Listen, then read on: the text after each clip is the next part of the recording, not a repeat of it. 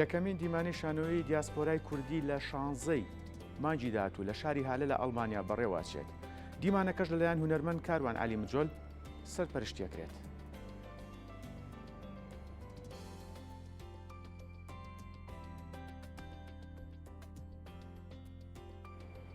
بۆ گفتوگۆی زیاتر لەسەر دیمانەکە ڕاستەوخۆ هونەرمەند ڕزگار منزل بەڕێوەبەری هونەری یەکەمین دیمانەی شانۆی دیاسپۆرای کوردی لە هۆڵنداوە لەگەڵمانە. کاک ڕزگار سڵاو لێبێ. سڵاو لێبێ ئازیزم، ئەم کاتان باش. کاک ڕزگار منەمێ لە سەرەتاوە بپرسم بیرۆکەی دروستبوونی ئەم دیمانەیە چۆن بوو؟ بەڵێ سڵاو ڕێزم بۆ کورسات و ستافی ئازیزی کورتە. بەڕاستی بیرۆکەی دیمانەکە لەوە بوو کە کۆمەڵێک گروپ لە چەند شوێنێکی جیاوازەوە بتوانین دیمانەیەک ساز بین بۆ ئەوەی لە یەکتری کۆ ببینەوە بۆ ئەوەی بتوانین سەوباسمان هەبێت لە ڕێگەی بەرهەم و لە ڕێگەی چالاکی هونەریەوە بتوانین قسە لەسەر هەموو ئەو باس و بابەتانە بکەین کە چۆن بتوانین ئێمە وەکو هونەرمەندان لە دەرەوەی وڵات لە دیاسپۆرا بتوانین گزارش لە خۆمان بکەین و بتوانین خۆمان بە دەوروبەر و بە وڵاتانی کە تایدا دەژین چۆن خۆمان پێناسە بکەین لە ڕێگەی هەڵبەتە هودەرەوە. زیاتر دیمانەکەش لەوە سەرچاوی گرتووە کە ئەمە بەڕاستی بۆیە دیمانەیە کاڵبەتە ناوی مثلەن فستیڤال و ئەوانی نییە کە زیاتر قسە و باسە لەو خاڵەیە کۆ ببینەوە کە ئێمە چۆن بتوانین خۆمان بناسین، چۆن بتوانین بەسەر ئەو کۆسپوتەگەرانەیە کە دێتە ڕێگامان لە ڕێگەی کەڵتورەوە هەڵبەتە کەڵتور بەشێکی گرنگی ئاخاوتن و لە یەک تێگەیشتنە لە تەواوی دنیادا. بۆیە ئێمە ئەو شێوازەمان هەڵبژات کە بتوانین گزارش لە خۆمان و لە هونەری کوردی و لە کەڵتوری کوردی بکەین لە دەرەوەی. باڵێ کەواتە کاک ڕزگار ئەتوانین بڵێن ئەم دیمانەیەی ئێوە سەرەتایەکە بۆ دروستبوونی پرۆژەیەکی هونەری لە داهاتوو لە ئەوروپا؟ هەڵبەتە ئەوە خەوی گەورەی ئێبەیەک بتوانین ئەو ناسنامەیە یا ئەو پێناسەیە وەربگرین و پەیوەندێکی زۆر باشمان هەیە لەگەڵ هەموو گروپە کەڵتوری و هونەری و کەسە هونەرمەندەکانە لە دەرەوەی وڵات یانوانی کە لە تاراگا دەژین. بۆیە ئەمە دەکرێت هەوێنێک بێ بۆ ئەو هەنگاوە گەورەی کە هەمومان خەونی ئەوەمان هەیە لە داهاتوێکی نزیکە بتوانین بە شێوازێکی گەورەتر بەرفراوانتر کە ئیستا لە ماوەی سێ ڕۆژایە بتوانین لە ماوەی چەند ڕۆژێکە مەسەلەن کەڵتوری کوردی سنترال بێت، شانۆ جۆرەکانی تری هونەر سنترال بێت کە بتوانین بە دنیا و بە دەوروبەرەکەمان بڵێن کە ئێمەش مەسەلەن خاوەنی هونەرێکی شایستین، خاوەنی هونەرێکی تازە و گونجا و شیاوین کە گزارش لە ڕۆح و لە هونەر و لە کەڵتوری کوردیەکە بەڕاست. کەواتە کاک ڕزگار گرنگە دیمانە یاخود فێستیڤاڵی هونەری جاشانۆ بێ، سینەما بێ، شێوەکاری بێ، هەر بوارێکی تری هونەری بێ لە ئەوروپا گرنگە بۆ وەک خۆت وتەنی بۆ ئاڵوگۆڕی کللتوری لە نێوان کورد و گەلانی دیکە لە ئەوروپادا. هەڵبەتە ئەو هەوڵەی ئێبە یا هەوڵی زۆربەی لاوانی لایەنەکانی زەمان شۆ بێ بۆ دروستکردن و بیناکردنی ئەو پردەیە کە تۆ لە ڕێگەی ئەو پردەوە بتانی بە یەکتری بگەی دیدار و دیمانە دروست بکەی، ئاڵوگۆڕی فکری و هونەری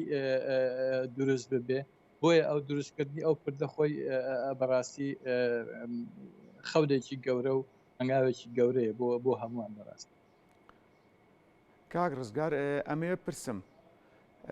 دیمانەکە چەند ڕۆژ ئەخانێت لەگەڵ ئەو نمایشی شانوانی کە بەڵێ ئازم دیمانەکە سێ ڕۆژ داخانێکە لە 16 و 17 و 18 بانگی شەشە لە وڵاتی ئەڵمانیا ساز دەکرێت. دیمانەکە کاتژمێر 6 ئێوارەی هەینی کە 16 مانگەکە دەکرێتەوە بە پێشەنگایەکە لە فۆر پرۆگرامی پێڵێن لە پەراوێزی دیمانەکەی کاک ڕزگار مەبەستێ پێشانگاکە. بەڵێ بەڵێ بەڵێ لە هەمان ئێوارەیە کە خەڵک دێت بۆ بینینی دیمانەکە. هەڵبەتە پێشەنگاکی شێوەکاریمان هەیە، هەڵبەتە میوزیکی کوردیمان هەیە بۆ پیشاندانی بەخێراتنی و خۆشحاڵی ئێمە کە بتوانین زیاترین شێوازی هونەر و کەڵتور لە دیمانەکەیە بەڕاستی بە بینەران بگەێنین و بتوانن بینەران ئەو شێوازی پەیوەندی تێگەیشتە دروست ببێ لە نێوانی ئێمانە کە لە نێوان ئێمە بڵێن بەڵێ بینەراندا و چاڕوان ژەکرێت کە نەک تەنها بینەری کوردی هەڵکو بینەری ئەڵبانی و بینەری ئەو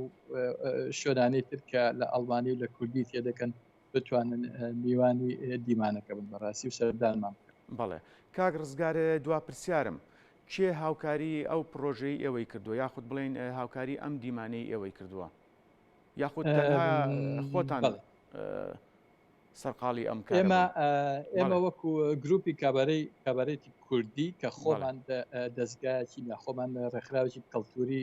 هوەری تازە دامەزراون لە ساڵی 2020 لە گەرمەی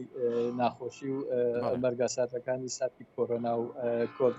کۆڤیدی 19 ئەوانەیە ئێمە خۆمان ئەم گروپەمان دامەزرانەوە بەبێ هیچ هاوکاری بەبێ هیچ بەڕاستی هیچ